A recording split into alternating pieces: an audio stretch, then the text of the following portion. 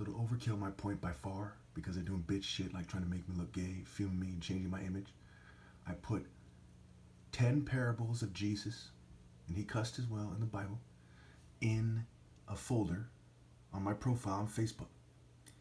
I'm going to add to it, okay, the parable of the tenant, parable of the sowers, wise and foolish builders, hidden treasure, pearl, faithful servant, etc. Okay, and I have a folder for the whirlwinds, proving that the Spirit of God is a warrior spirit. It connects to martial arts.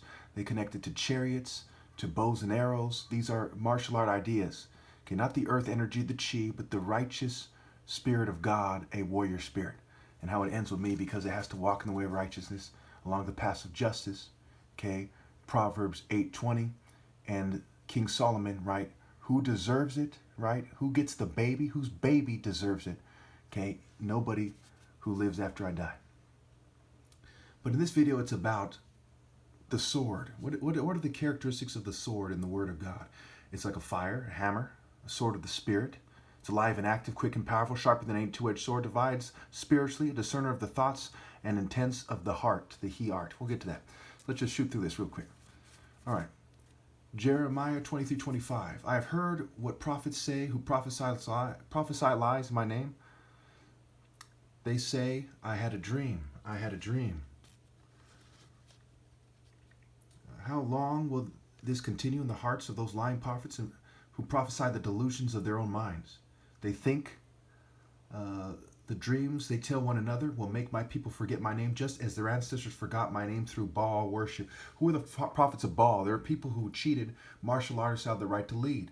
Look at Baal as he's depicted. He's not the top martial artist. He's depicted as a beta. Okay, verse 28. Let the prophet who has a dream recount the dream, but the one who has my word speak faithfully. For what does straw have to do with grain, declares the Lord? Is not my word like fire, declares the Lord, and a hammer that breaks a rock in pieces? Ephesians 6:17.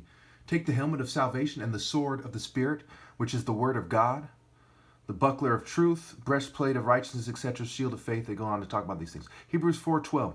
For the word of God is alive and active, sharper than any double-edged sword. For the word of God is, so King James Version, for the word of God is quick and powerful and sharper than any two-edged sword, piercing even to the dividing asunder of soul and spirit, and of the joints and marrow, and is a discerner of the thoughts and intents of the heart. Isaiah 27:1. In that day the Lord will punish with his sword, his fierce, great, and powerful sword, Leviathan, the gliding serpent, Leviathan, the coiling serpent. He will slay the monster of the sea. So again, the sword is like a fire. The word of God is like a fire. It's compared to a hammer. Okay, the sword of the Spirit is the word of God. It's alive and active, quick and powerful, and sharper than any two-edged sword. It divides spiritually. It's a discerner of the hearts and the intents of the thoughts and intents of the heart. So it has to do with principle. It has to do with surgical strikes. It has to do with power. It's like it's powerful. It's quick. It's surgical. Okay, it's used effectively. The judgments are just, and they consider tech, breeding, and generational ill-gotten gains. It doesn't take a genius to get from this to why the world is sealed in hell after I die. You'd have to be one deluded, arrogant European noble or somehow, yes, of course, it doesn't end with him. To not understand why I'm right. Thank you.